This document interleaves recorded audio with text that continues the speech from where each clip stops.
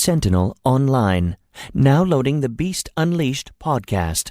This is David Sobolov, voice of Depth Charge in Beast Wars, and you're listening to the Beast Unleashed podcast.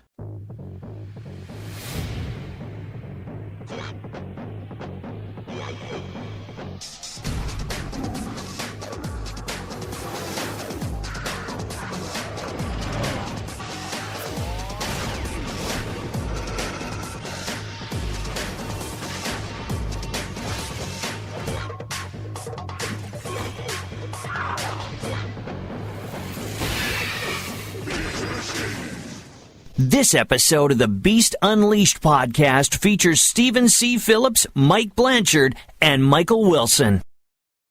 Hello and welcome to the Tentacle Porn podcast. The Beast Unleashed podcast, the world's first ever Beast Wars Beast Machines review podcast. Way to throw him under the bus, jackass. I'm just shaking my head. Oh my god. We are starting off as low as we can possibly get. The only way from here is up.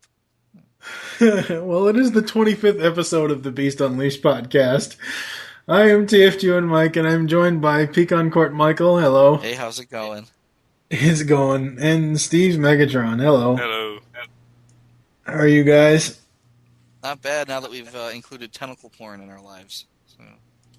Well, if you hadn't actually ever mentioned it before you even sent us anything, if you just never even used the damn word, then... we wouldn't have to keep throwing you under the bus with it. I think it's a funny word. I as a phrase, I enjoy it. Tentacle porn for everyone. Let's share it. Exactly. And apparently, according to the TF Wiki for an episode that we're going to talk about today, apparently Megatron has a copy of Two Girls, One Cup. I like the look on Retcheff's face. But, Wah? Yeah, there's an awful lot of wah in these episodes, so I know. Kind of throw that in there. Yeah, I was waiting for Steve to say something about it, but he didn't. I am not commenting on tentacle porn as Megatron. You don't want to sully your reputation, huh? Not any more than it already has been. He's already used to fucking Barney in the ass, so that's not going any farther. I kind of wish I could do a good Rat Trap impersonation, because it'd be like, oh my god, what are they doing? Oh, no, they're puking on it. Oh god. Alright, so... That is the vilest thing I've ever seen. That's what we need to do, is do Two Girls, One Cup reaction videos for all of the characters. No. Yeah, that would be hilarious. No. So Steve, what have you been up to? You just got back from vacation, didn't you? Yes. That's I've had to go back to the full work schedule, which blows. And I came down with a head cold about 2 days ago that I'm overcoming once more. And I think it has something to do with my secondary job, because every time I work there, I get sick. Ugh. Were you sick during vacation? No, I was fine. Okay. I come back here 2 days in, I'm fucked. Huh. Oh. And you needed a vacation from your vacation. Yeah, and then I come back, and by Tuesday, I'm already feeling the effects of job number 2. Mm. Mm-hmm. With cold and flu medicine, thank you very much, stupid-ass pizza place. That must be why you are in such a good mood. Yeah, that, so, and I'm groggy anyway, so... How was vacation? Let's talk about the positive here. Well, Tennessee. Vacation. Yes, that was very fun down there. Went and saw some shows, saw a hypnotist show, which was decent. It could have been better, because this guy was running the whole thing by himself. And we bought DVDs of it because we got the tickets for free. Which... Okay. It was worth the free, but the ticket, or the DVD was $25, and he used a camcorder, the equivalent of what I actually own, and it was in the corner of the room instead of set her on, or having somebody run it to move with, so you see him run off, and you don't know what the fuck he's doing unless you were actually there. And then, it could have been much better quality for $25. Huh. If I would have known the quality it was at, I wouldn't have bought it. But You don't know till you get home and you're watching it. yeah, so Yeah. it was worth it in the sense that we didn't pay for the tickets, and I got to watch my wife act like a complete doofus on Sweet. stage. That's always fun. I was volunteered first by her to be the ventriloquist dummy, that they put something on my face, and then he pressed a button and it moved a mouth, and he would do stupid shit, and then Okay, I must see this video. which was hilarious. So it was well worth it. Okay, you have to put that on YouTube. Yeah, if I could figure out how to rip it off the DVD, I probably would. Nice. It must be done. Do it. Yes. Do it now. Do it now. But I'm in a better mood now that I've just watched your music video on YouTube. Yeah, we'll Oh. have to keep that a secret until we actually unleash it on the public, but I think that would be hilarious, yeah. Yeah, we'll do that in the finale. That would be awesome, yeah. That would be hilarious. Speaking of finales, End it on the low road. all good things lead to the low road. Well, not necessarily if you're talking Beast Wars. Yeah. Best episode ever. I would rather listen to a guy... You'd rather watch Two Girls, One Cup than the low road. Well, the nice thing about Beast Machines is that there's no fart humor, I should say. A little fart humor goes a long way. We don't need an entire episode of it, right? Yeah. Yeah. What have you been up to, Michael? This week, visiting firemen, mostly. Cool. Yeah. Yesterday, Aiden had a field trip at his preschool, so I took the day off and escorted him. And we went to the local fire department, and we got to meet the firemen, and they put on their fireman gear. Aiden got to wear some fireman gear, which was kind of neat. We got some pictures of that. They crawled up into a fire truck. They got a big presentation on fire safety. So that was neat. And then last weekend, we went out to the Munster Fire Department open house. It was a beautiful day, and, we're out there, and the kids got to shoot the fire hoses, and that was cool. Aiden liked that. Gavin liked that a lot. Ronald McDonald was there, and the guy did a really good Ronald McDonald. It was cool. It was like Ronald McDonald was there. As opposed to not being there. No, he was totally in character. It was nice, yeah. Sparky the Fire Dog was there, which was, a guy in a Sparky the Fire Dog suit. Not nearly as cool as Ronald McDonald. They had fire truck rides. The whole family got up in a fire truck and went for a ride. That was kind of neat. They had, free hot dogs and ice cream and chips and Coke, and we just made a day of it. We were there a few hours. It was like I said, a really nice day, and we had a good time. It's Fire Safety Month, so all the local fire departments are having open house days, and we've been to 2 of them, and then there was Aiden's field trip, so we've seen a lot of the firemen lately. Cool. How's Gavin doing? Is he getting any better? Oh yeah, today he was a lot better. He, the other day he was sick and lethargic and just not a happy camper. But he's back on his feet now. He's back to pestering his brother. Yes. And now on Sci-Fi is SmackDown on Friday. Thank you so much. I've got a whole blog post on how Friday nights used to be Sci-Fi Friday, and all of our favorite sci-fi shows were on Friday nights. And now our favorite sci-fi shows are on Tuesday and not Friday. Friday has been commandeered by wrestling. That kind of makes me unhappy. Yes. Yeah. Yeah. Let's see, what have I been up to? Just the usual stuff, podcasting, playing games. I had a chance to talk with Johnny Young Bosch for This Week in Geek. That was pretty cool. I got my second Puggle former in. I got Transmetal 2 Cheetor from Beast Wars. Very, very cool.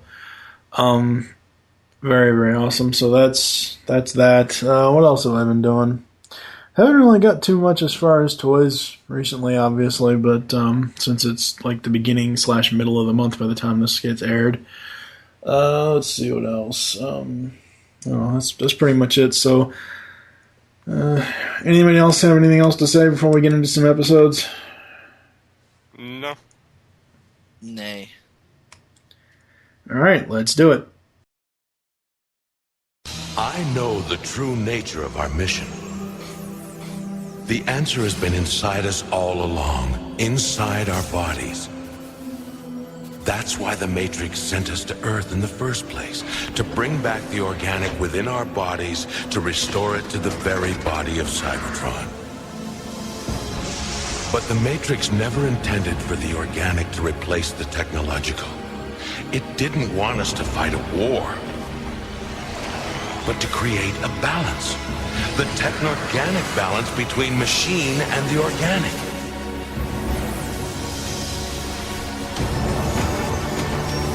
Yes, I am ready to join the Matrix. But not today.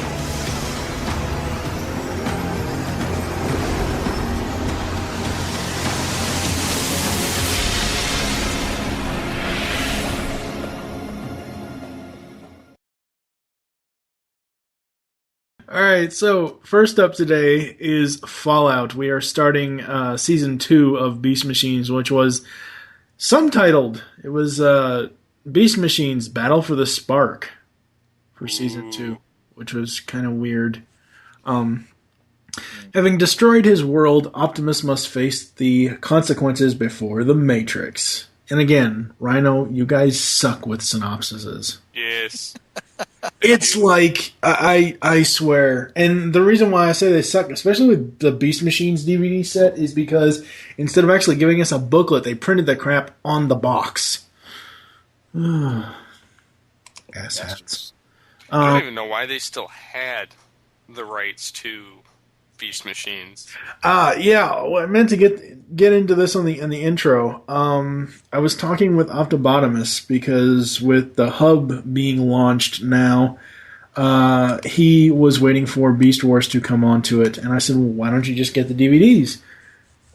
He said, do you know how much they're going for since they're so rare now? I was like, oh, okay, well, let's just go to Rhino.com. That's where I got mine. I got all 3 sets for Beast Wars. I got them for like $122 overnight shipped, which isn't a bad price. What? Holy crap. When I got mine, they were like $15 each. Okay, but you gotta understand, I went through Rhino.com. Yeah, so Rhino is the people that produce and distribute the DVDs, so they're going to charge them at manufacturer price. I guess so. Yeah, it was $59.99 and then $41.99 each the other 2 seasons. So I don't know. Anyways, so I was like, well, I said to Paul, I said, well, let me go over to Rhino and see if they're still there. The Beast Wars DVDs are no longer on Rhino.com. For some reason, Beast Machine still is, probably because they haven't sold out of it yet. But I'm betting that Rhino has lost the rights to the Beast Wars saga, to the Beast saga overall, and I'm betting that Shout Factory has them, but they're just not telling us yet.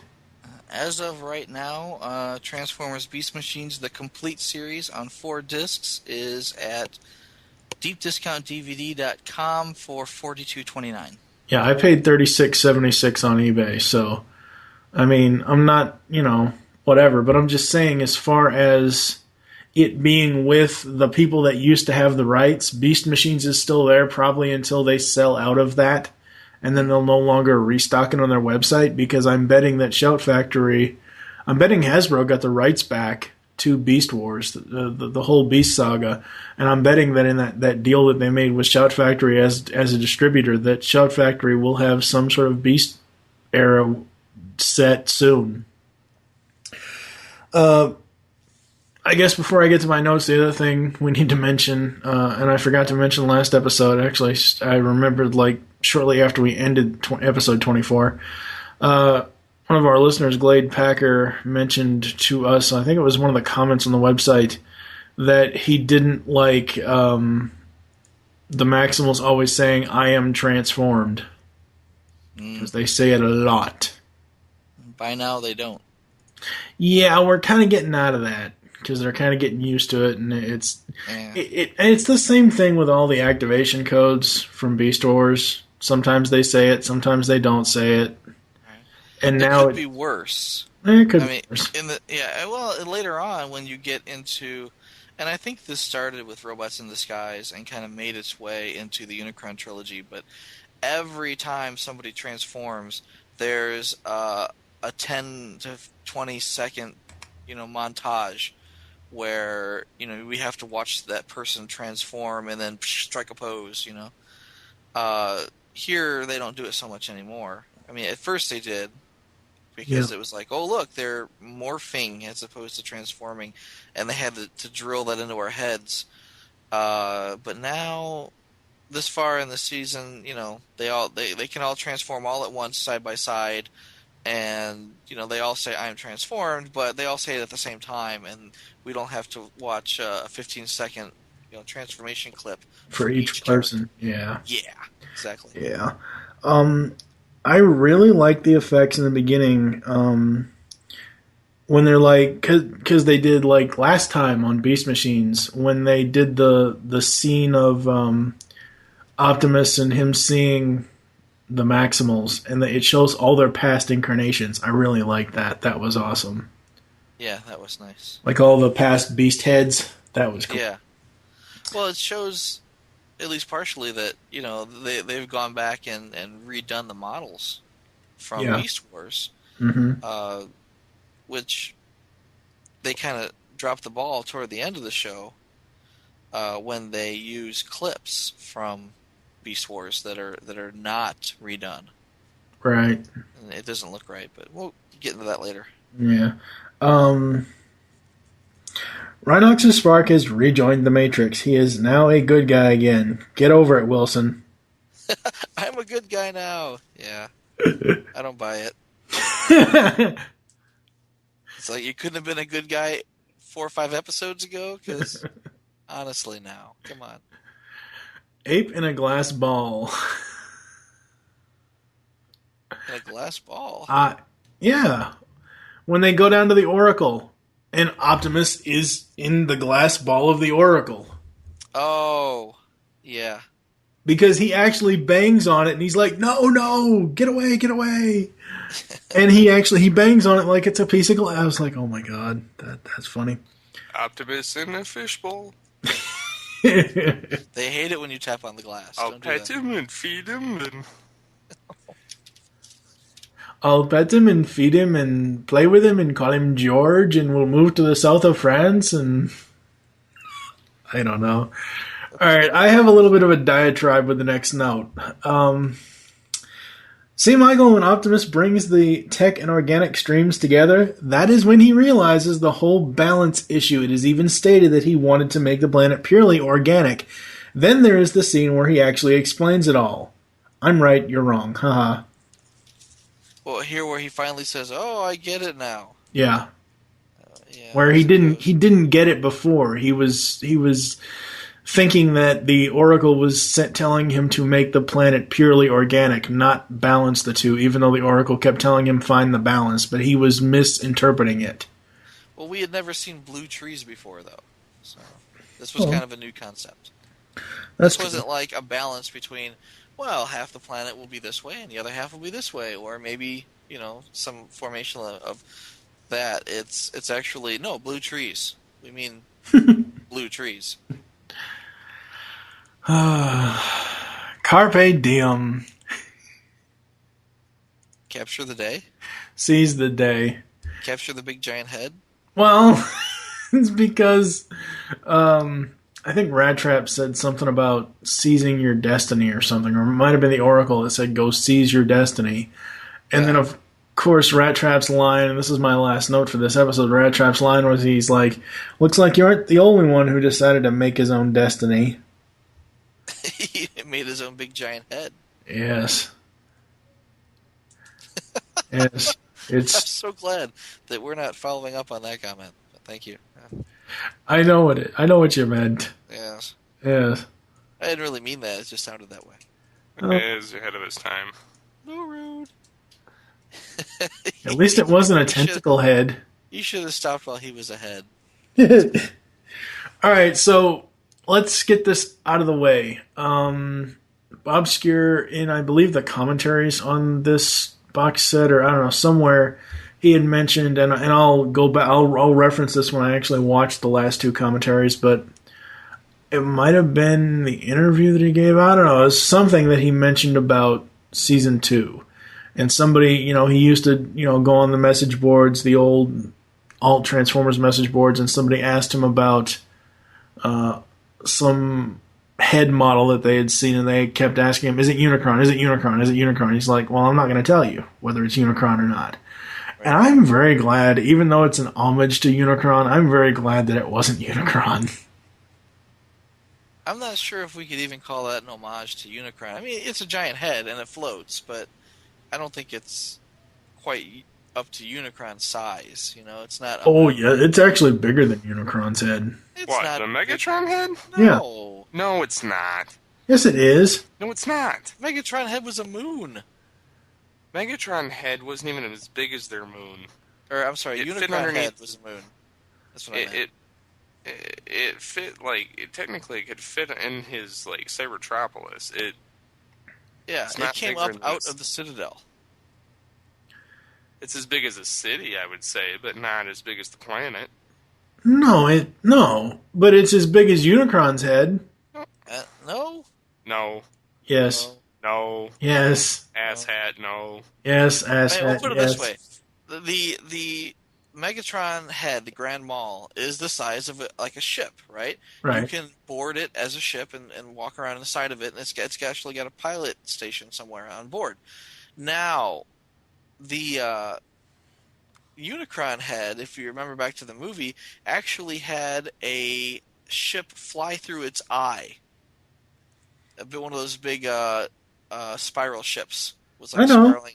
I mean, so you got to think. The Grand Mall is probably smaller than Unicron's eye. No. Yeah. Yes. No. Unicron's head is the size of a moon. It's big. The way that I'm looking at Unicron's head is from Starscream's Ghost. When Unicron's head That's touches not down, even accurate. down on Cybertron, Yeah. the Unicron head touches down on Cybertron, so Starscream can make the connections. If you take that picture and you put it next to the Megatron head, they're the same freaking size. You're an asshat. You're so full of it. Whatever. Yeah, I have to agree with Steve. You're an asshat. Shut up. You have an ass on your head and you're wearing it as a hat. What do you got for this one, Steve? You're an asshat. Shut up. Just keep going. Asshole. All right. First of all, I like where they show the dead bodies in the beginning. The dead bodies. Yes, Megatron's body as it disintegrates to nothing. Oh, yeah. Yeah, Arms during still the frozen maelstrom. in the air. Yeah. Tankwar's kind of spinning around. Or Yes. at least their corpse. Yeah. Yeah. Not necessarily they're actually there, but Primal being flattened on the ground looked freaking retarded. Him being a big brown splotch? Yeah. It looked like, okay, he's got some solid parts here and the rest are dust. Yeah, little bits of armor. It makes me wonder if that armor would come off. Well, if you use a good eraser and some paint thinner, he'll be Optimus Primal underneath. Oh wait, they mutated him. That doesn't matter. An eraser works. He's just a big brown splotch. But no. I like and, that though, because he's gone. I mean, Yeah, what else is new? They have to do something to him every season. Well, it didn't occur to me though, how. Well, it's like he come back to life, and he's solid. He's the only person who's alive at this point because everyone else is dead and floating lifelessly through the maelstrom. And he grabs the beams right? And kind of puts them together, and it becomes a purple beam that shoots down into the planet's core and hits the Oracle. And I'm thinking, why is this beam shooting, down all the way to the Oracle? And it just occurred to me that, the purple beam disintegrated Optimus, and then when it hit the Oracle, it trapped him inside. At least that's the way I'm interpreting it now. At first, I'm thinking, what the hell just happened? I have no idea what just happened. That happens a lot in this episode where I'm just like, what the hell just happened? I'm confused. What the hell happened to one of my notes? Since you're bringing up the beam stream things, I don't know where this note went, but I did have a note that, Optimus is crossing the streams. You're not supposed to do that. I wrote the same thing. Yeah. Well, that's when Optimus, he's having a talk with the Oracle, and the Oracle allows him to come back. And again, he's the only one alive within the maelstrom. And then he grabs the technical stream and the organic stream, and he brings them together, and he becomes the conduit between the two. Yep. And my immediate comment after that was, Optimus, when someone asks you if you're a god, you say, yes. Times 2. Times 2. Yeah. But I thought that was kind of funny. But it didn't occur to me, I thought, well, all right, fine. So he's alive, and he brings the beams together, and then a lightning bolt hits the Oracle, and next thing you know, Optimus is a brown spot on the floor. I was just confused, had no idea what the hell was going on. They don't tell the story very well at all here. What else you got, Steve? Well, obviously I didn't care for the way Megatron croaked, but I thought it was a nice effect. I mean, it was a nice effect. He's not technically dead. No, I know that. You can't kill Megatron. What the fuck were they thinking? Say that. If Primal comes back, he's destined to come back. Pretty much. Yeah. And Rhinox, I don't understand this particular quote. When he says, "My spark has rejoined the Matrix, I paid the price for my misguided deeds, but it's not too late for you. Embrace the true nature of your spark." But how will he have, how has he paid the price? Because he died. Well, maybe besides that. Dead. He died. But he's stupid. Because he's dead. Well, He's dead, he said, Jim. I was a bad guy, and I died. Damn, Sorry, you don't have He's to. like, I should have joined you, but I was stupid. He should have stayed in hiding until Primal and Megatron killed themselves off, or killed each other off. But instead, he decided to pop out and monologue for a while. That got his ass killed. Well, no more low roads for him. Exactly. But yeah, other than that, I don't know. This is kind of a bland, boring episode for me until I saw the Grand Maul show up in the end. I mean, I see that Primal has a power struggle, or more, not a power struggle, but a struggle with himself and Cybertron and a conscious check. Yeah. But I still didn't really care for this episode all that much. And this is the last episode that the Oracle is even around. Yeah, pretty much, which is weird. I mean, they have some quick reoccurrences later, but it's not really anything. I didn't like it in the sense that the Oracle's like, "You have learned everything that I can teach you." It's like, wait a minute, you are a supercomputer jillions of years old. How is it that I now know everything that there is to know? We have eaten enough bacon. That is all you need to see. All you need to know. Eat more bacon. Plant the bacon tree of knowledge. And Dinobot shall rise from his grave.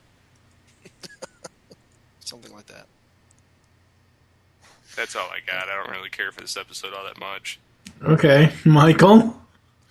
I did not care for it either, and I will tell you why.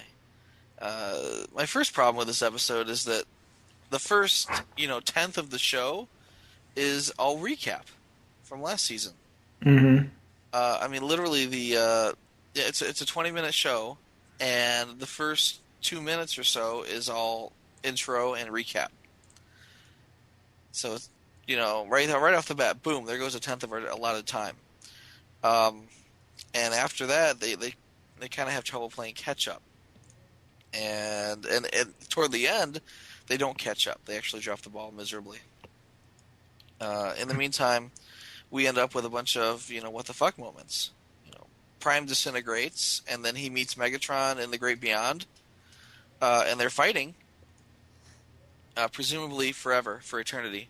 Now, oh great, now I'm dead, and you're here, and I gotta fight you forever. But no, now he's fighting himself, and now he's floating in space, and now swan dive until you're alive again. It's just what just happened? I'm really confused as to what's going on with this guy. But then he's like, okay, I'm not dead. And he does this kung fu pose. Wah! In the middle of this, big blue thunderstorm. This big blue tornado. Don't know why. Not sure who he's trying to fight here. What's going on? But he does the kung fu pose. Despite the fact that a second ago he was disintegrated. Yeah. It's like, in Beast Wars, Primal, pardon me, again, died at the end of season 1. It took like 2 episodes to bring him back. And we had no idea what the hell happened to him in that time span. But Rhinox managed to bring him back to life, because Rhinox was awesome. Here, they've killed off Rhinox, so in lieu of having him being heroic and bring back Primal, we get to see Primal float through the ether and eventually come back. And it's just boring as hell. It's just nothing really interesting going on here. In the meantime, before Primal comes back, you've got the Maximals wandering around and trying to figure out, how they're going to repopulate the planet. And they can't, because Rat Trap can't get a read on any of the sparks. So what are we going to do? It looks like we're going to have to repopulate the planet the hard way. All right, Black Arachnia, spread them. That's I'm glad I didn't have to say that, but yeah, that's what I was thinking. Bend over, Black Arachnia. Everybody grab an arm. Or 2 arms, actually. There's not 8 of us here, but you get the idea. Yeah. And then the Veikons show up, because we have to do something with them, right? Mm-hmm. There's a huge battle with everyone left over, but the huge battle consists of close-ups of everybody's face. I can tell that they're jumping or trying to fight or something's going on. I can't tell what. I'm not sure what's happening exactly. It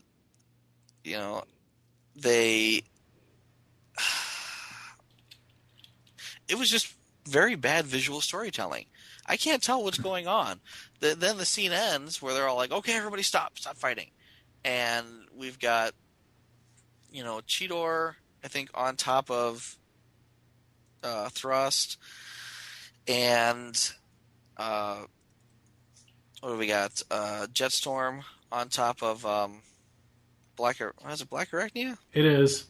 Yeah. And I'm just like, okay, from this panel here, I can kind of see what was going on, but for the last 2 minutes, we've literally been showing close-ups of people's faces going, "Whoa," and I have no idea what has happened.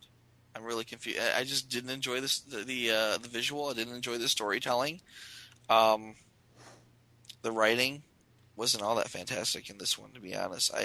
I was having my doubts about season 2 here, to be honest. Mm-hmm. And then the entire last third of the episode is a clip show, and it's like, they find Optimus in the fishbowl, and they say, "Oh, we love you. You're the best." And Night Scream says, "You gave me a family," so we have to show back to that. And Black Arachnia says, "Oh, you showed us how to transform," so we have to go back and show that scene. And it's like, well, we've already seen all these scenes. You know, we know what happened. We were there, remember?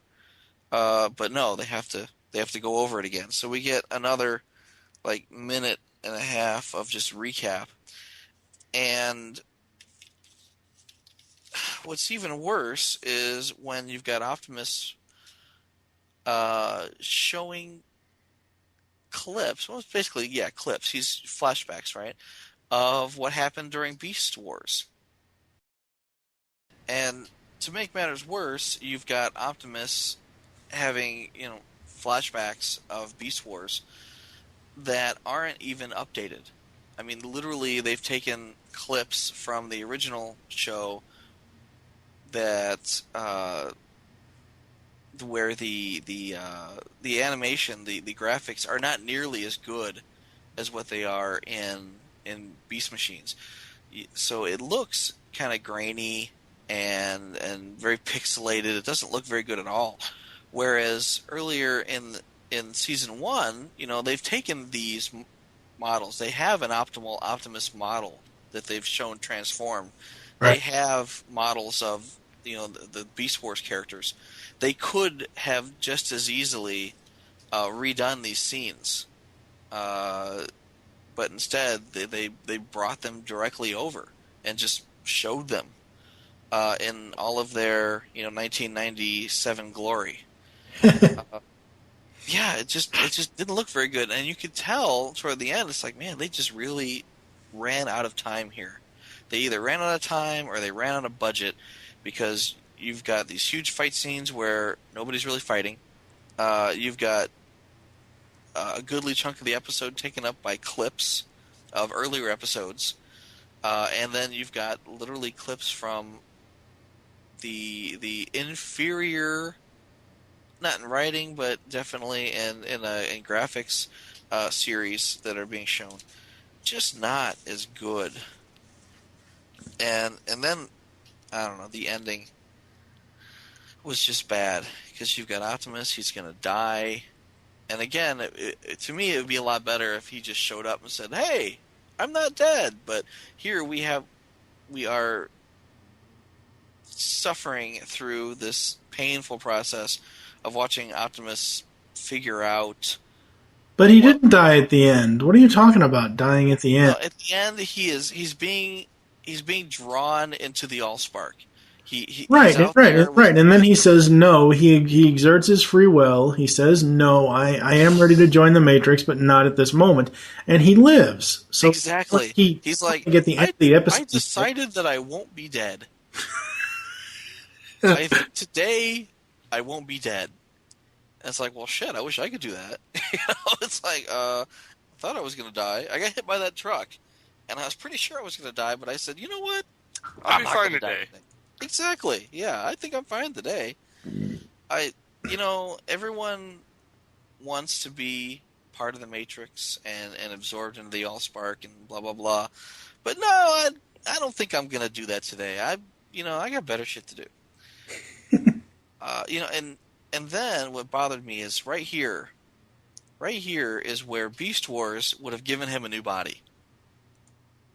He would have upgraded. He would have been Transmetal or Transmetal 2 or something. But no, I'm back to life, and I'm in the same body I had yesterday. It didn't make any sense to me. And again, I blame the writer. Either that or, I blame the animators, the same animators that are reusing clips from the previous series. They're just too damn lazy to come up with a new body, so instead we get the old body. I would have liked to have seen a new body. Me too. But, no, I think it would have been really nice. But the problem with him getting an upgrade was he wasn't in the Matrix to be reformatted. That's the thing. He was already reformatted into the techno-organic body that he had. So there'd be no way that he could get an upgrade. Well, they could have made him bigger or better or cooler. They could have made him more optimally. Given him more of an Yeah, it could have made. Maybe. The thing with Optimus. They could have given him an optimal situation. Exactly. With Optimus, he was just basically a big Autobot. And they can't really do that here because we're not going for Autobot. We're going for techno-organic balance. But they could have done something better. They could have made him bigger or given him a different color scheme even. They could have done anything. And, they just dropped the ball. Maybe it wasn't part of the story. Maybe they ran out of money and couldn't animate it. I don't know. But, it gets worse. The Oracle's like, hey, good job. But your princess is in another castle. Nice reference. That's about it. Hey, we've taught you everything we can. I'll see you later. How about that? After the Oracle was hacked once already, I wouldn't trust it. I'd be like, screw you. I know you're holding out on me. I'm going to throw a diagnostic drone into your ass, and you're going to tell me what you're not telling me.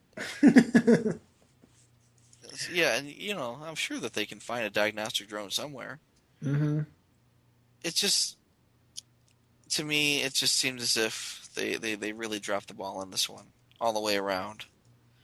And then, to add insult to injury, we've got blue trees. Yeah. Yeah, and it's foreshadowing here because by the time it's all said and done, the whole planet is covered in blue trees. True. So, do we have anything else on the Fallout? Not so much. The only thing I would say is that, we spent a good half an hour here watching Primal come back to life twice. Through this long, drawn-out, boring-ass process. But we have no idea what happened to Megatron. As far as we know, but we're getting to that. I know. We're getting to that now. I know. Technically we do, though, if you read the Transformers Legends book. Well... Oh, yeah. I've got to go back and read that, but again... Book aside, dealing with strictly cartoon continuity, we will find out about it, obviously, in the next episode, so we are going to move on. Take cover!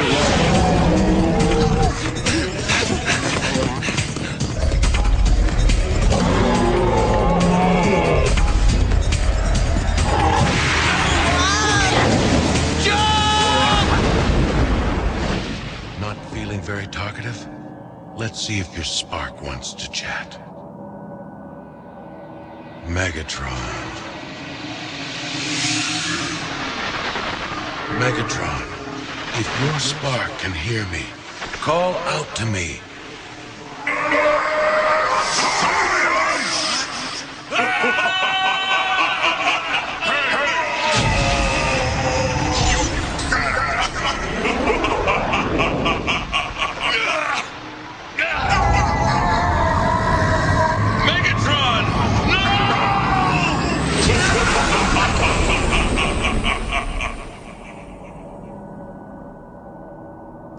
Wasn't a sentient mind.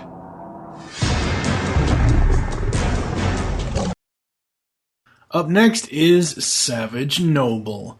While trying to recruit the Veikons, the Maximals discover themselves being stalked by an all-new threat. Synopsis was okay, but it wasn't like... Whatever. That's kind of what happened. It's like, ooh. Yeah. I'm going to get a closer look. Isn't he ugly enough from here? Zing! Black Arachnia and Night Scream. I know. I almost jumped into, that's what your mom said. But I didn't. But I think I just did. Sorry. Yeah, you did. I kind of did. Yay, we see Purple-Head Megatron again. What? Yay, we see Purple-Head Megatron again. Oh, dear God. I thought you said something about Purple Head. So wrong. So wrong. Do you even know what I'm talking about? Yeah, no, it was nice to see him back. I was kind of iffy on it because it seemed like they showed the back of his head. They did. Yeah, and it's like, I want to see his face. I want to. They showed his face too, Well, it didn't. briefly, but they showed it to it. They showed it. Yeah, it was like too little, too late. Yeah. I don't know. I liked it. I thought it was a nice, little fan winkery there. Because we haven't actually seen, his Exactly. his Megatron head. We've seen his eyes in the helmet, but Yeah. that's about it. So it was kind of cool to see. That's actually all we get after. I mean, the rest of the season, that's all we get is the giant head and a digital version of the giant head. But so Savage equals dragon fire breathing thing that looks like a deformed Beast Wars dragon Megatron, and Noble equals a bluish wolf / doggy bot. Yeah, I was kind of thinking that Noble is what Silverbolt should have looked like. Oh no, I like Silverbolt in this series. I don't. I haven't either. He's a big chicken, a big blue chicken. I like his Just robot not mode. thrilled. His robot mode's okay. I mean, I like how they went with the samurai motif, but I don't really think that was him. They should have went with more of a knight motif. Welcome back, Eraser. That's so Exactly. bad. I'm just not happy with it. I have a lot of issues with this episode and the next episode, and they start here. How do they not realize that Noble is Megatron? And I'm just gonna go. I don't even care about fucking spoilers. If people don't know it by now, Noble is fucking Megatron. He uses Night Scream's exact story. They even use the Night Scream old Cybertronian footage. Can you say plagiarism? Hello. You can't plagiarize yourself. Anyway. And then he goes, at the end of the episode, he goes, I hate what I am. If they can't realize that Noble is fucking Megatron, duh. Well, I mean, Noble is an organic who transforms into another organic. Exactly. For the purpose of this episode, first of all, nobody notices that. Well, yeah, let's put it this way: nobody notices that Superman only appears when Clark Kent disappears. I know. It's like the whole Superman syndrome, but the thing is, just with the way he acts, and Well, no, he comes across as a really nice guy with an occasional evil grin. That smile at the end, Noble knows what he's doing. No, exactly. He's still. I don't want to say you can tell he's evil, but yeah, they kind of give it away a little bit. He's appealing to their noble side. Yeah, but the fact that he's a giant red dragon, that should tell you something. Yeah.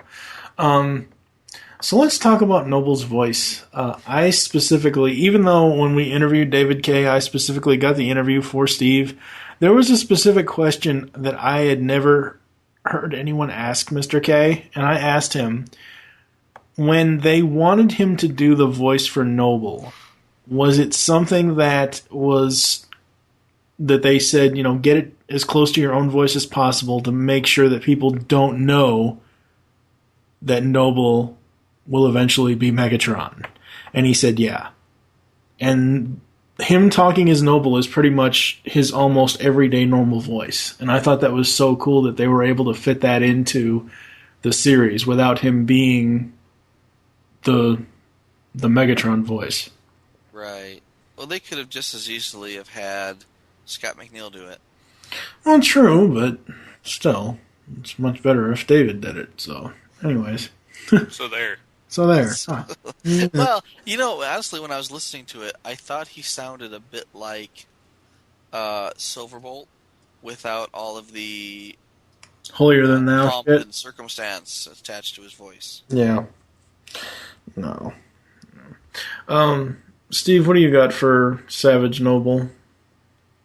Well, even though it was a weird concept, I kind of liked Savage Noble for some reason, despite the fact it didn't have a robot mode. I mean, you could consider Noble kind of a robot mode. But it's kind of funny with Savage and Noble, because Noble is Megatron's calm, cool, and collected side, and then Savage is just his pure anger and him being completely pissed off. Yeah. So I mean that was kind of cool to see the two halves of his personality, and obviously he separates from it later, but and it's weird that Primal, searching for Megatron's spark, couldn't sense it within the creature. See, I don't even think that Primal even tried to look for a spark in Noble, because they kept saying... He attempted to contact Megatron's spark, but couldn't. Well, he was trying to contact whatever was inside the head. Big giant head. Yeah. I don't think he was trying to contact just the spark in general. I mean, Primal does say that, he's trying to reach out to Megatron's spark, but all his power is aiming towards whatever is inside the big giant head. And I guess you could say that Megatron had brain damage. Really? Well, Galvatron, anyone? No. As you find out later on, Megatron knows what he's doing. He can transform at will.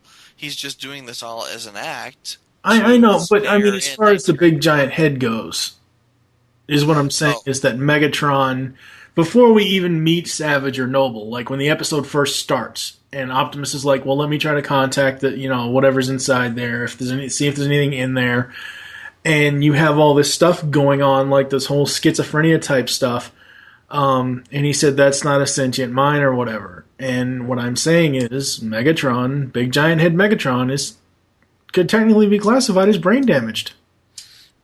Big giant head Megatron is brain dead, in the sense that there's no spark in there.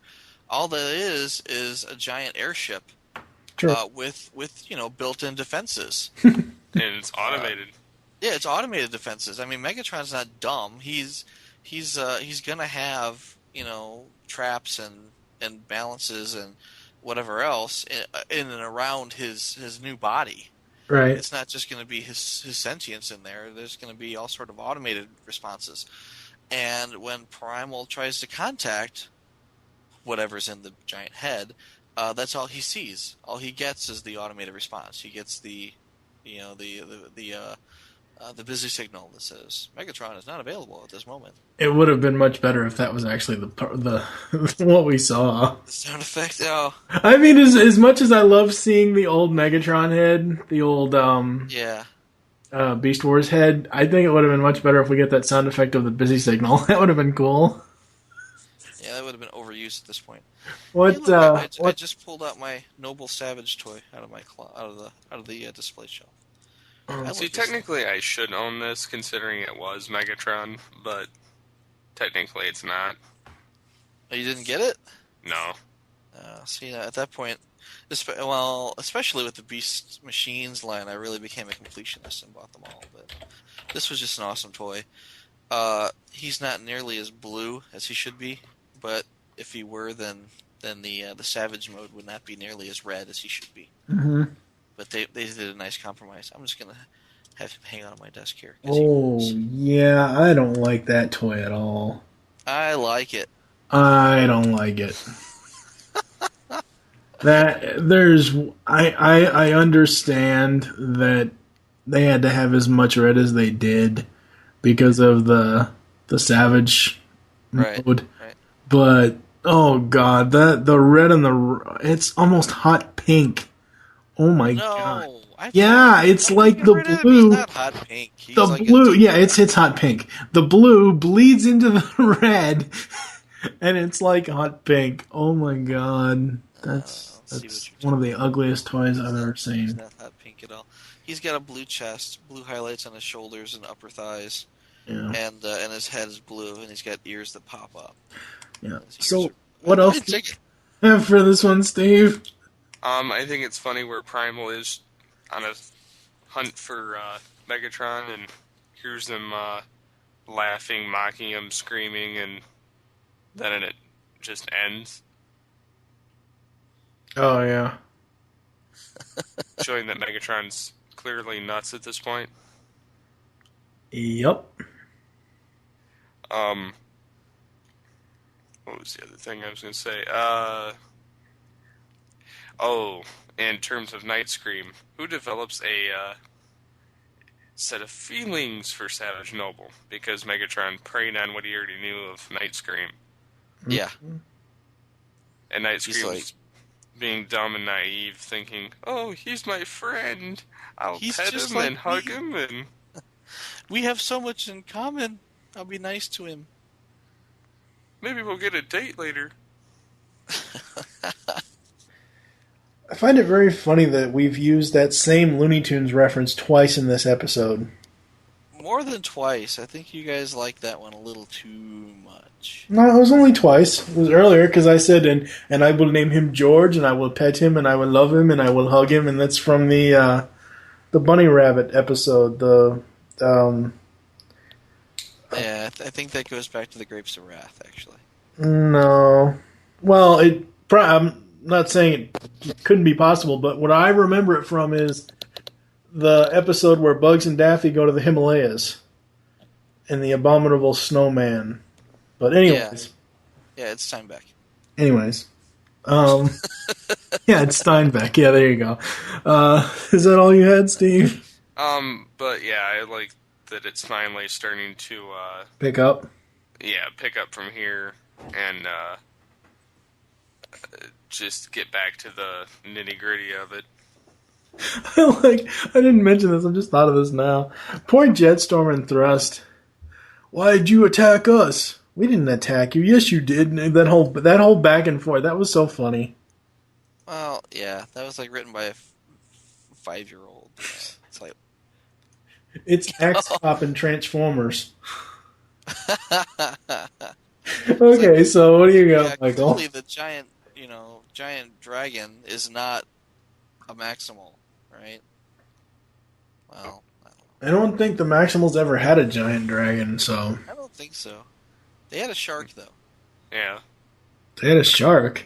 Yeah, shark. Yeah. What shark? I forget what they named him. He was a shark. Not in the cartoon, they didn't.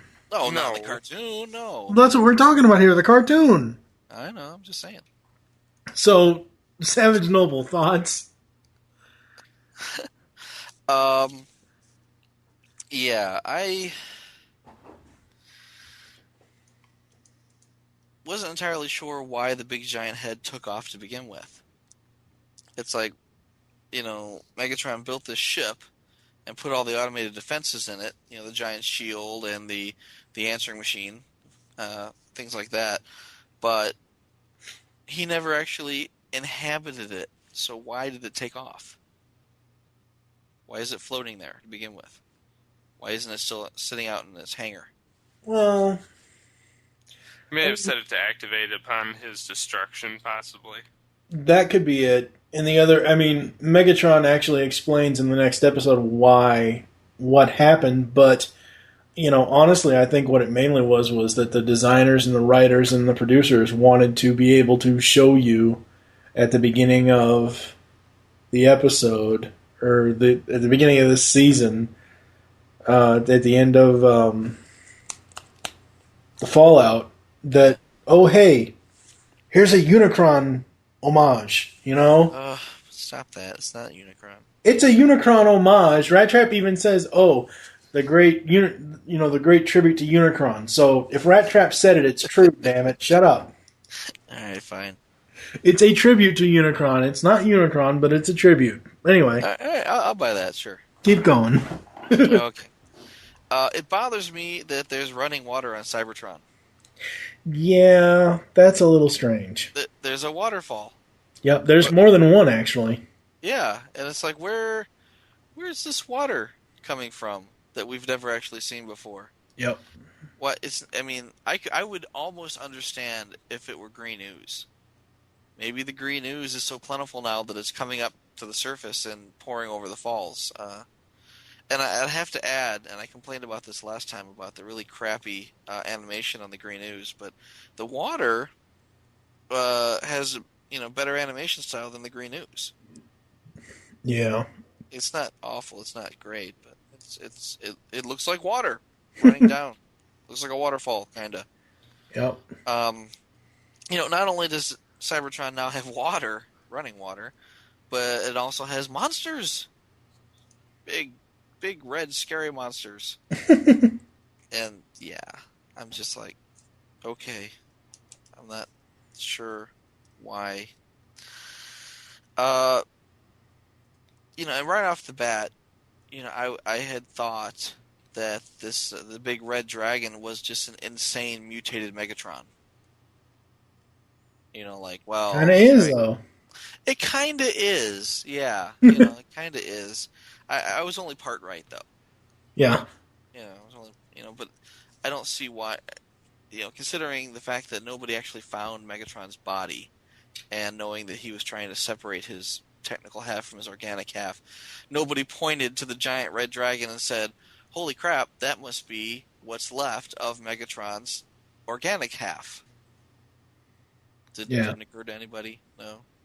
I mean, that was the first thing I thought. I thought it was Megatron just because of the dragon.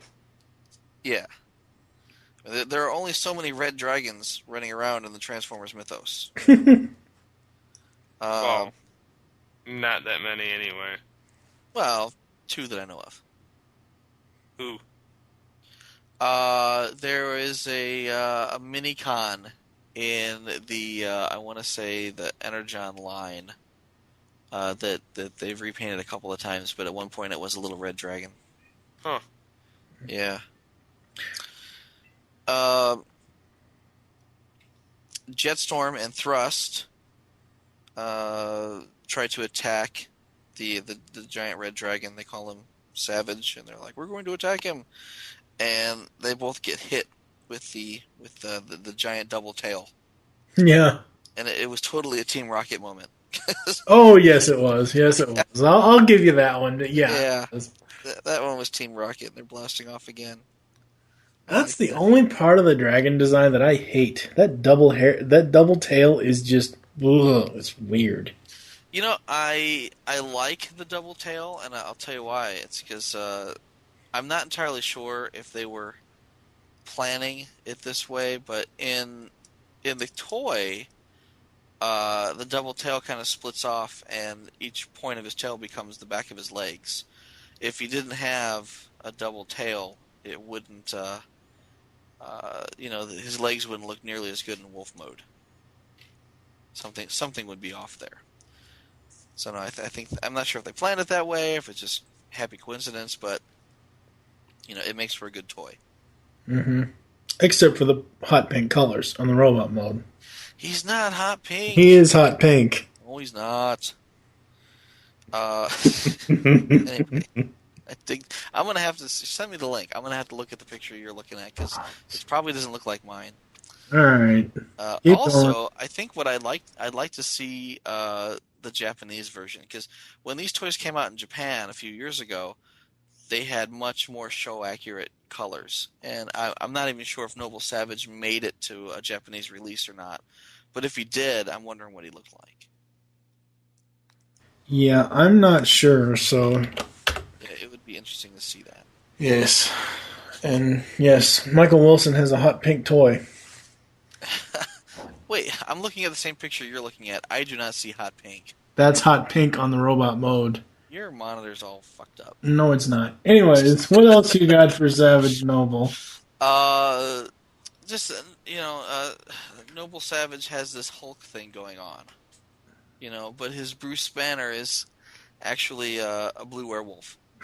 Which he's kind of like, I got a calm blue werewolf thing going on, but then I get angry and Hulk smash.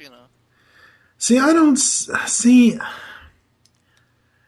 I find it very hard, and we'll get to this once we get to the final episode today in a few minutes, but I kind of agree with Steve that Noble is his calm, cool side, but once we get to the next episode, that goes out the window. Oh, yeah. That completely goes out the fucking window. Because I've seen moments of him in noble form where he's just like, it's kind of like, seeing Cheetor as a doggy bot, and it's like, I don't know, whatever. So, what else, Michael? Oh, God. Lastly, I was just going to complain about his transformation. That it's all ooey gooey? Yeah, he kind of melts into a goo, and then the goo changes colors and reforms into a dragon. Well, except for the wings. The wings kind of pop out. I was going to say, if you look at his transformation, it's more of a cocoon type of thing. I'll buy that, yeah. Yeah, kind of. I mean, he doesn't actually form a cocoon around himself and burst free of it. Right. But his body kind of morphs into a... Yeah. Kind of like an indistinct shape. Yeah. And that, it's not awful. It's not... I mean, it's not good. It's better, let's say, than what the Maximals do. I mean, literally, at one point you've got... it's either this episode or the next where Black Arachnia literally... is falling. No, well, no, she bends over, right? And she bends over onto all fours, and her front arms suck up into her chest, and her spider legs grow out of her back. And it's like, you're not really transforming in the sense that Transformers transform. You're like... Say that 5 times fast. You're just doing this weird thing where, your arms become your boobs or something. That's really kind of twisted. I just don't enjoy that. I mean, the only one it looks normal on is Optimus Primal, and that's just because, he doesn't have body parts growing out of his chest or whatnot. For the most part, he just kind of does this Popeye thing where his forearms get really huge. Like he just ate his spinach. But anyway, yeah. Oh, you mean his alcoholic weed? Lovely. Exactly. Okay, so are we ready to move on? Because I eat spinach. All right, we are moving on. Clearly, you are being drawn here, and in a way, so are we. Our war with Megatron has delayed our search for the missing Transformer sparks far too long. Now that Laugh-In Boy's a sparkless floating tribute to Unicron, we can finally get down to waking up the rest of the planet. Assuming we ever find the sparks, you really think we'll find clues inside Megatron's old lair? Please, let me help you. It's the least I can do to repay you for all the kindness you've shown me. We appreciate the offer, but perhaps you should sit this one out. It'll be hard enough for us to survive in there with all of the Citadel's automated defenses. I'm being drawn here for a reason. I have to find out why. You helped me find my answers. Now, I gotta help him find his. I'm sorry. It's far too dangerous. Fine! We're out of here. Come on, Noble. Losers. Who needs them? Don't blame them. It really is my fault. Rat Trap, would you do the honors? Why, certainly. Open sesame.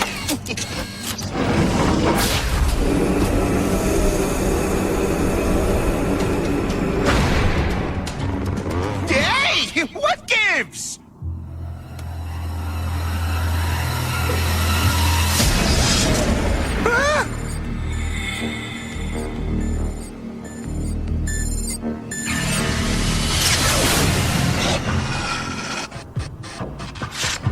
Well, that was easy.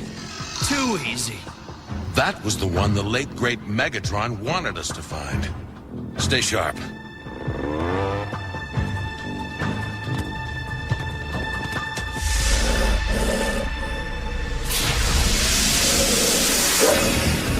Noble? Wait! What are you doing?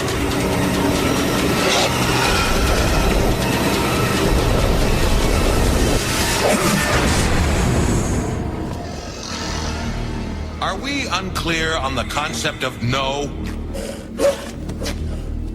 I couldn't help myself. Keep it together, Noble. If you change into Savage now, we're all cooked. Remember what I taught you. Tame the beast within. Contain it. Control it. I'm okay. Thanks, Optimus. When your buddy gets us all scrapped, don't come crying to me, kid. Until we find the main security grid, we have to be careful not to spring any more booby traps. I can't shut it down from here. I mean, I might be able to from Megatron's throne room.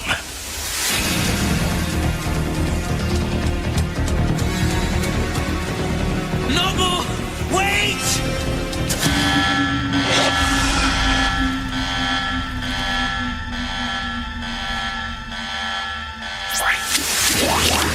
Landmines! Nobody move!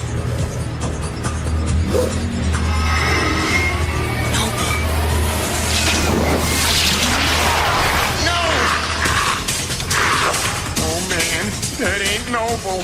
That's Savage. We have to stop him before he blows us all to bits!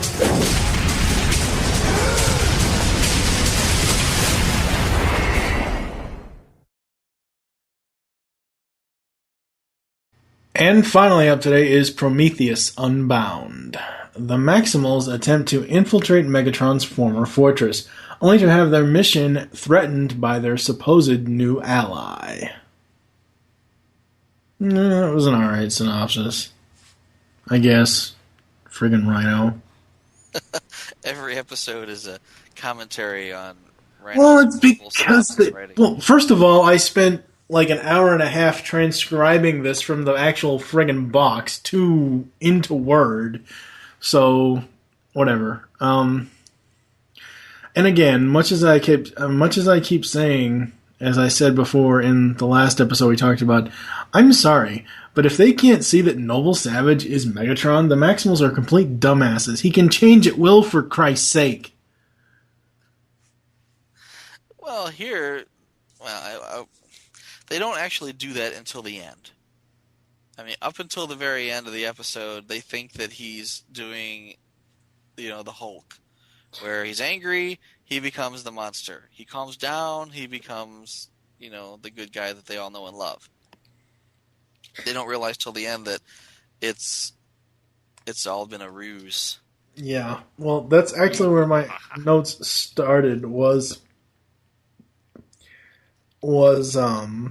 close to the end. So, Rat Trap is in Megatron's command harness. It's just fugly. It's funny, wrong, and just, oh, God.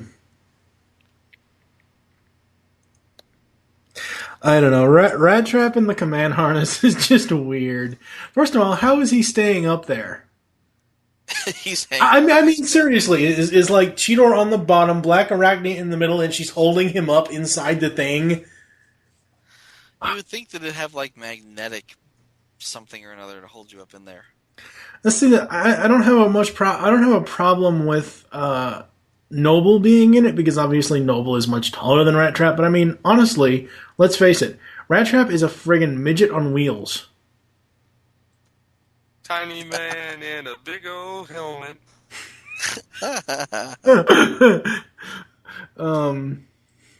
Alright, who ordered the charred broiled rat? I don't think he suffered nearly as much damage as what he was complaining about. It's kind of like the diagnostic drone, who was never actually damaged by the fire. That, and they never actually do damage models in this series. You didn't notice the smoke damage model on Rat Trap for that? No, not really. I thought you need to go back and watch it. I thought it was just dark. No, he has like smoke damage on him from the fire. Okay. A little wasabi and soy sauce and dinner is served. Wink. I love Cheetor, dude. Cheetor is awesome. That was just fun. That's just something I never thought I would ever hear him say. Wasabi. No. Wasabi. There will be no R-Truth references on this show. Thank you very much. Wasabi. Okay. Not gonna. Oh, you weren't referencing R-Truth. You were referencing the old Scream thing from the phone. Yeah.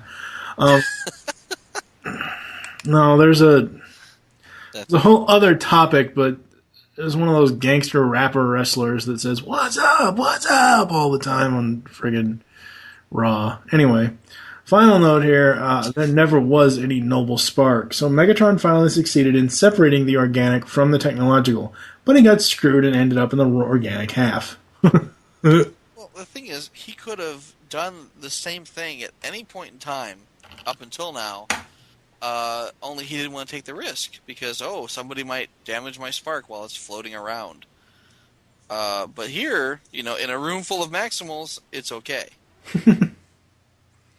I like the way David K. inflicted Noble's voice. He's like, "Work! Why won't you work?" It's kind of like, "Open! Damn it, open!" He's like, "Oh no, I'm in the wrong body! Holy crap!" Yeah, that was a good scene. I mean, at that point, it's like, wait a minute, I bet that's Megatron.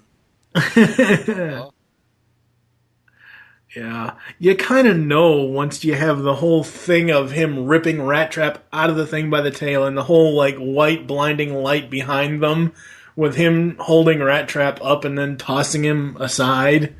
That was a good scene. I mean, that's a dead giveaway. It's Megatron. And the stupid thing that pisses me off about it is Optimus, Cheetor, and Black Arachnia and Night Scream are all just standing there, and Optimus Cheetor's like, "What's he doing?" Or somebody asked him, "What's he doing?" And Optimus like, "I have no idea." If you see somebody pick your little rat buddy up by the tail and toss him to the side like he's yesterday's trash, you need to figure out he's a fucking enemy, you morons. Tosses him to his death. Okay. Yeah, that was an awesome scene, though. Oh, it was. Steve, what do you got for this one? I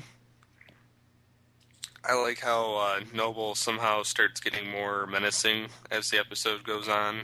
Mm-hmm. The more obsessed he gets with trying to get in the Citadel and get into his command center. And that's the other thing. How do they not know? I don't know. Go ahead. Keep going. I think they're just borderline retarded because they're blinded for the fact that, hello, Megatron's not actually dead. They just like to believe he is. Yeah. Instead of Primal dying every season, it's Megatron. Yep. Which is weird. But, yeah, and then seeing Noble put his head in the helmet and then go, "It doesn't work! Damn it!" I don't know, it just looks funny. But if you look at his eyes underneath the helmet, mm-hmm. It looks very Megatron-esque. Yeah. In how he, slants his eyes and just kind of... I don't see how his head even fit in the damn helmet harness because, hello, that nose is huge. Well, Megatron has a big head. Okay, keep going.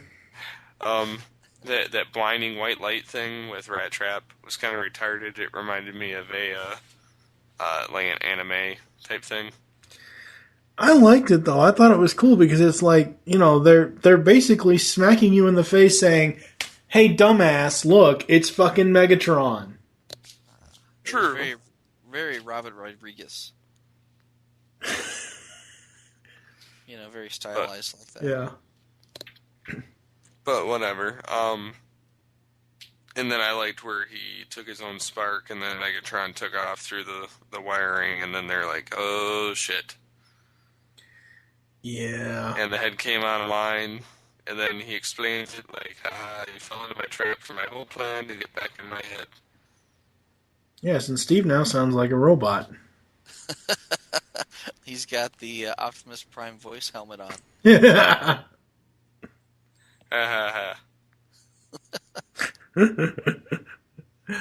Oh man. But yeah, I like this episode a lot better. It's really getting back into it and getting more action and fast pace and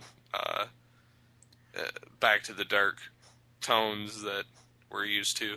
And I think one of the things that kind of drew me in with this episode with the dark tones was just the way that, I mean, the music throughout this entire series, and I've said over the last 25 episodes, I will always make mention of this. It has been awesome, but the last two episodes here, Savage, Noble, and this, the music is just amazing. Because you have the Megatron theme at one point, and then you have some other different variation of the Beast Machines theme that we've never heard before throughout this series so far, when they're running from Noble, I think it is, or something. I don't know. It was just amazing in this episode. So, what do you got, Michael? Well, I'll tell you. Noble, and this didn't actually occur to me until after I watched the first little bit of this, but he kind of looks like the pink bits on his face are tattooed on. Could be. It's like, yeah, he had some tattooing done, you know?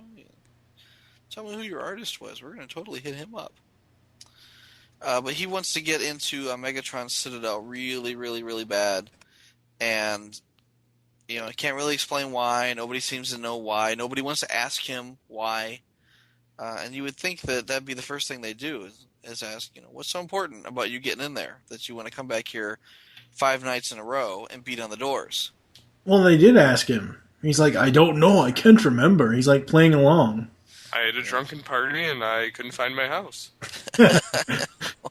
I know my keys are inside. I just got to get in there and, you know, somebody can unlock the door for me.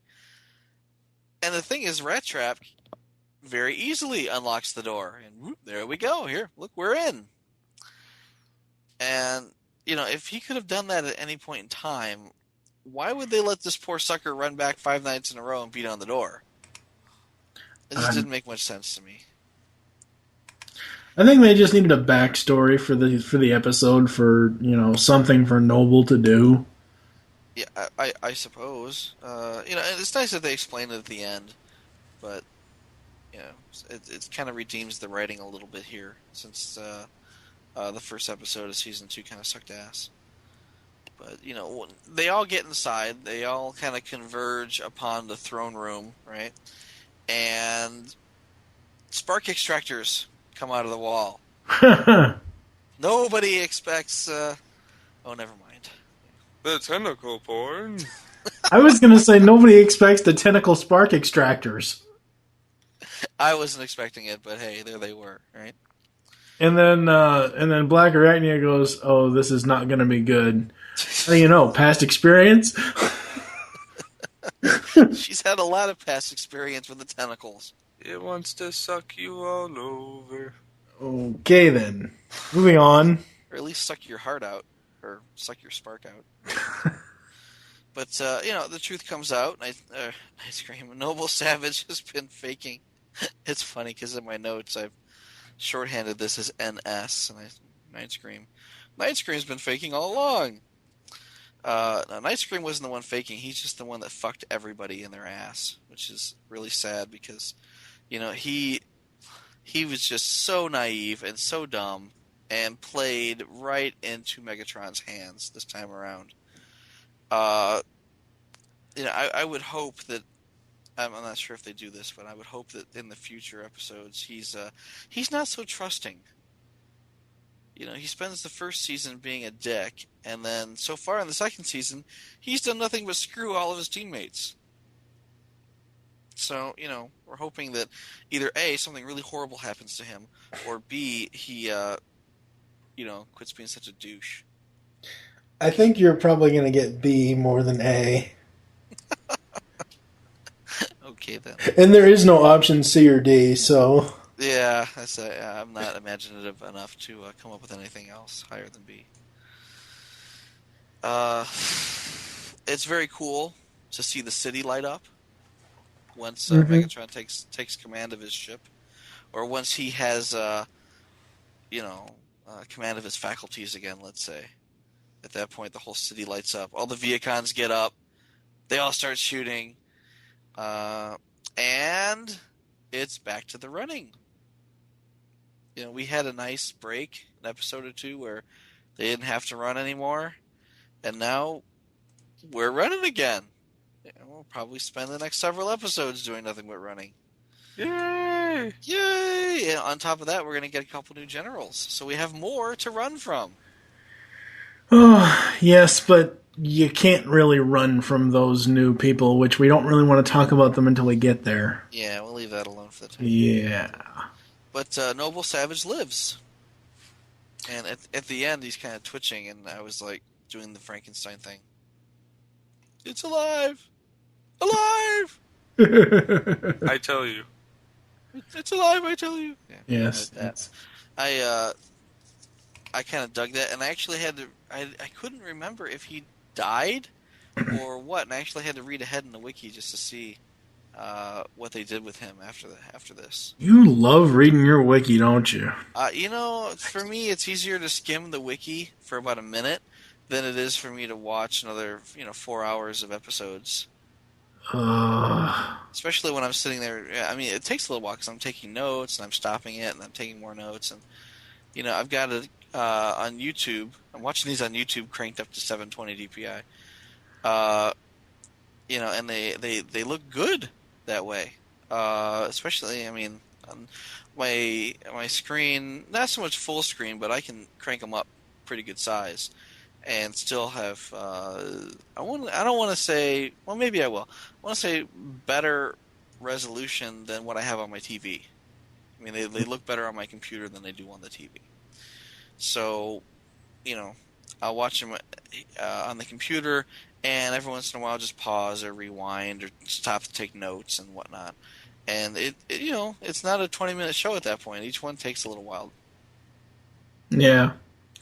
Well, if you had the DVDs and you weren't so lazy and just use the DVDs, it'd be easier. So, now, if I played the DVDs on the computer, would it still be 720p? No, I don't know. Resolution? Probably not. Yeah, for all I know, I'm getting better resolution through YouTube than I am through the DVDs. Mm. They haven't released these things in like high dev yet. Yeah. So, what else do we want to say about Prometheus Unbound? Let's hope the writing gets better from here. Well, this is pretty. I mean, I thought this was a pretty good episode as far as writing goes. Well, I mean, like I said, Fallout was just awful. The writing was bad. The animation was bad. The storytelling, especially the visual storytelling, was just bad. I really feel like they ran out of time and ran out of money, which is strange because it's the first episode. The last episode, or I should say the second episode, wasn't so awful, but I mean, I don't think a lot of thought went into it because, here we have running water.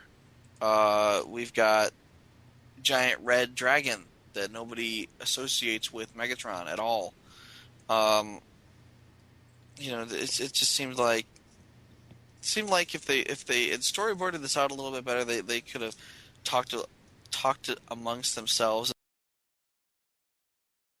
So basically, I was complaining about the horrible writing and the horrible animation and on the first episode. In the second episode, I complained a bit about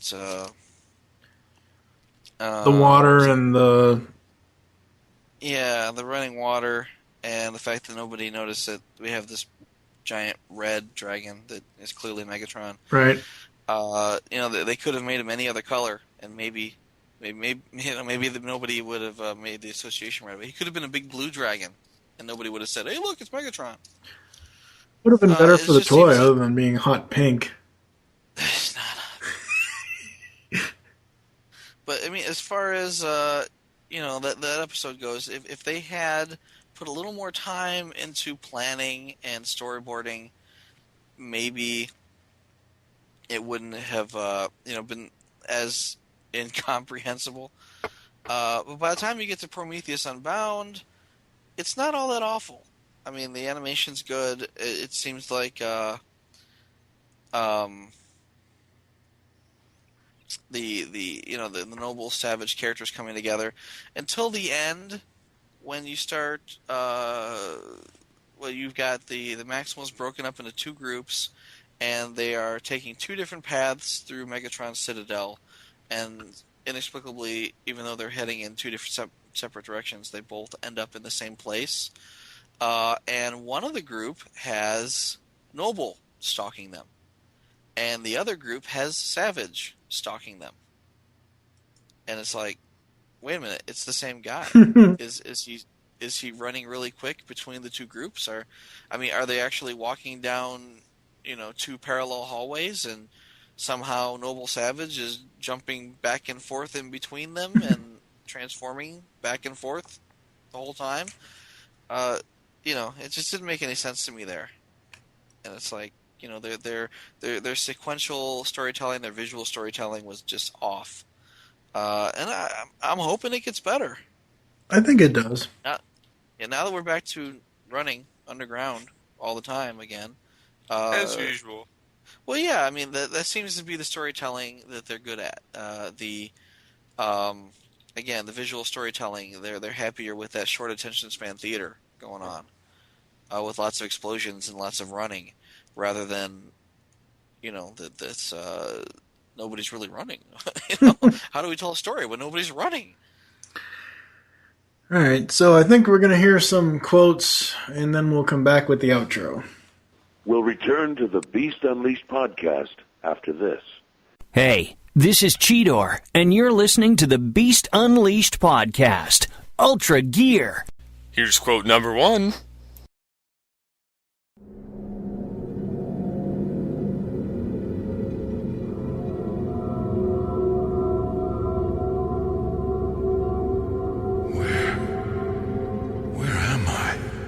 Float amid eternity, Optimus Primal.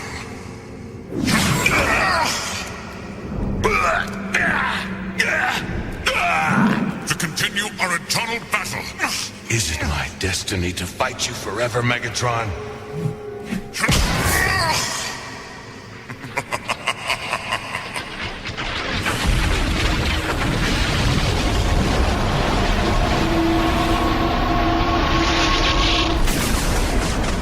You forced my hand, tricked me into destroying Cybertron.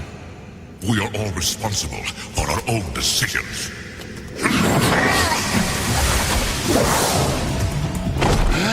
What? Now pay the price for your unyielding fanaticism.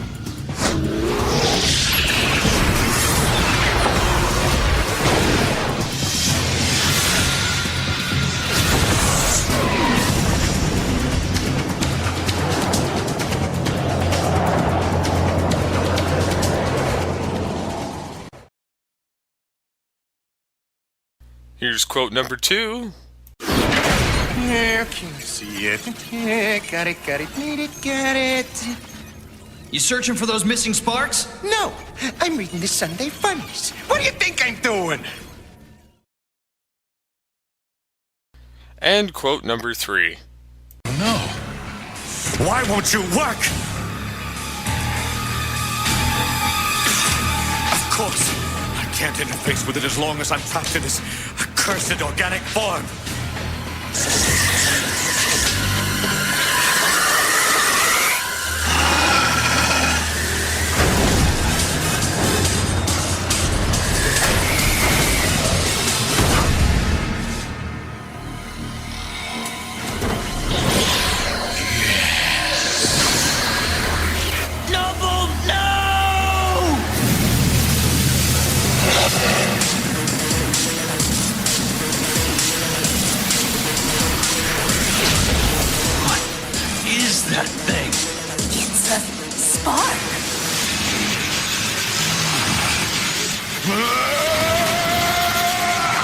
But how can he have a spark when he's completely organic?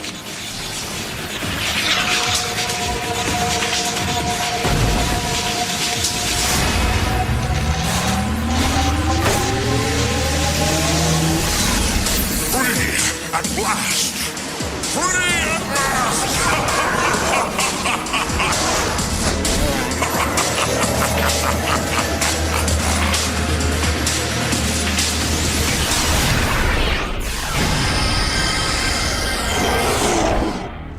Now, back to the Beast Unleashed podcast. Thank you for joining us here on the Beast Unleashed podcast. There's always get in contact with us or leave feedback for the show. Visit the website, geekcastradio.com. You can comment on each episode post. If you want to interact with us from now on, please do this. Leave the show's feedback in iTunes. Also, do this or we will find you. Follow us on Twitter. The starting there is Beast Unleashed. Mine is TFG and Mike. Michael, what is your Twitter? PeconCT Michael. And Steve? SCP-21. The hell kind of a voice was that? That was a robot. Queerbait. Oh boy, a nasally robot. Yeah. They call him Dance-A-Lot because he's a robot. He's a Dance-A-Lot. On the voicemail line. Wait, what? That was Dance-A-Lot the robot. Oh god, Dance-A-Lot the robot needs to shut the fuck up. At what point did the call recorder drop? Because it sounded like it did. No, it's still going now. Shut up. Okay. Become a fan on Facebook. Search Geekcast Radio Network. Actually, I just set up our Facebook screen name. So it's facebook.com/Geekcast Radio Network. So that's much easier. Join the voicemail. Shut up. Call the voicemail. Tell us the show you're leaving the message for and your name. 502-526-5821. We hope you enjoyed this episode of the Beast Unleashed podcast and wish you'll join us next time when we'll be reviewing 3 more episodes from Beast Machines Season 2. Those being In Darkest Night, Wolf in the Fold, and Home Soil. Stop soiling on my house, Springer, you asshat. Anyways, thank you for joining us. Now I'm TFG and Mike with Steve Megatron Phillips. And Michael Wilson. Megatron closed the show. Get off my lawn, you blasted kids. I'll get you and your sniveling dog, too. For a 25th episode, this has been a fucking train wreck. I'll give you a train wreck. You don't even know how to drive a train, Megatron. Oh, yes. Like you know how to drive a car. Well, I do in Grand Theft Auto, but I tend to crash into things. Hence why you do not have your license. I don't need my license. I don't go anywhere. I'm a fucking hermit. Yes, you cross-eyed bastard. Fuck you, Megatron. Megatron's really hitting below the belt. Go play with your tentacle porn. No, that's Michael the Complainer Wilson over there. But he gives it to you. I gave it to you, too. Let's be honest here. But I do not look.